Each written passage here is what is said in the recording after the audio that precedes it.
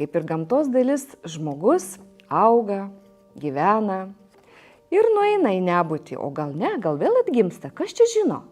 Todėl nuo senų senovės ir lietuviai, ir Skandinavijos šalis, ir kitos šalis labai mėgsta gyvybės medį, kaip jį pavadinsi, kosminis medis, visatos medis, aušros medis, viskas tinka. Taigi jis mums labai padeda ir augti, ir sveikti, ir sustiprinti save, ypač savo ašį. Kada mes atsipalaiduojam ir norime turėti su savim minutėlę laiko, pabūkim tyloje su savo medžiu ir pabandykime jį iškirpti. Tinka žirklės, bet kokios, gali būti didelės, gali būti manikiūrinis. Reikia turėti pieštuką ir popieriaus gabalėlį, galbūt tai kažkoks užrašinė, o galbūt paprastas baltas popieriaus lapelis. Ką reikia daryti? Pirmiausia, popieriaus lapelį reikia sulenkti. Lenkiam per pusę lapą ir kraštą prie krašto. Taip? Lenkiam per pusę popierius. Tai yra simetrija. Labai svarbu simetrija ašis. Lietuviai sako aš. Tai yra aš esu aš. Toliau mes piešiame. Prie lenktos linijos piešiame štai pasaulio medžio dalį. Galbūt tai yra požemis, žemė, kur žmogus gyvena, atskrenda paukštis ir šakos, dangus. Požemis, žemė ir dangus. Visos trys dalys. Mes galime pažiūrėti ir į pavyzdžius, galbūt mums padės senovinės skrynios, o galbūt kokie nors kiti dekoracijos, ženklai, simboliai, ornamentai, kurie mes turime, pilną mes turime ir savo liaudies mene. Kai mes jau iškirpsime, tada ir priklijuosime, bet pradžiai pabandykime kirpti, ką reikia daryti. Aš pasiruošiu štai didesnį medelį ir pradedam kirpti, sukdami popierių.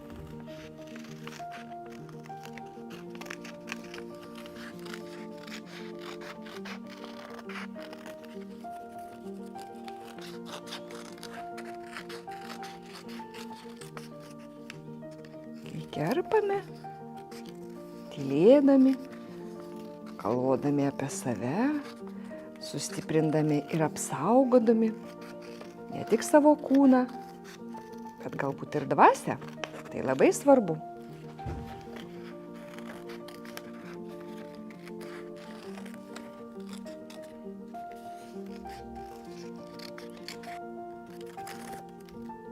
Nereikalingas detalės mes dedam į šoną.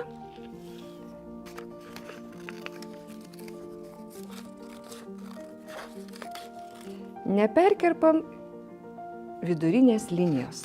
Laikom ašį. Simetrija labai svarbu.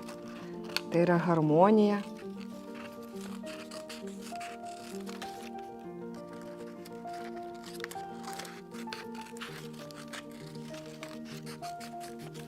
Iškirpę medį, atlenkiame ir pasižiūrime.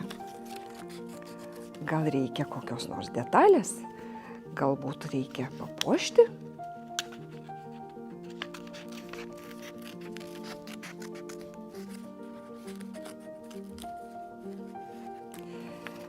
Juk tos detalės kartais, kad ir smulkmenos pasaulyje ir gyvenime labai reikšmingos.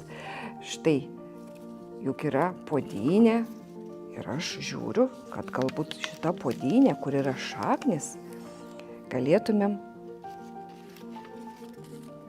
iškirpti širdį. Aš tai piešti galima ir piešti, bet galbūt galima ir iš karto iškirpti, žinot. Kaip kam patogiau. Pusę širdelės nupiešiau ir pusę širdelės iškirpau. Galbūt jau čia atsiranda medžio dalis, kurioje dar taip pat trūksta detalių. Štai pažiūrėkit, aš nupiešiau ir žmogų.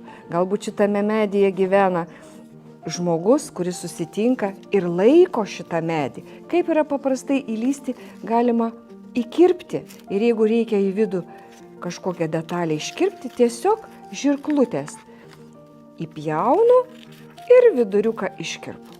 Va. Nesudėtinga, tikrai labai nesudėtinga.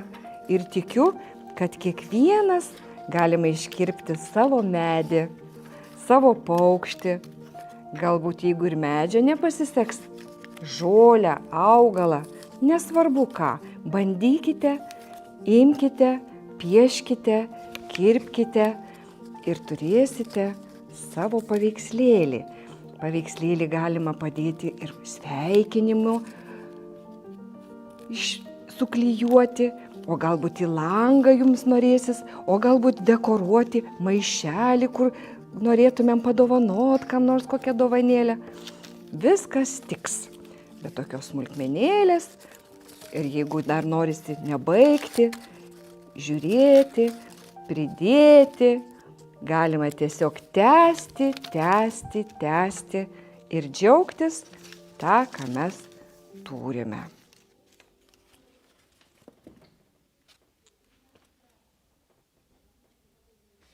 Linkiu sveikatos.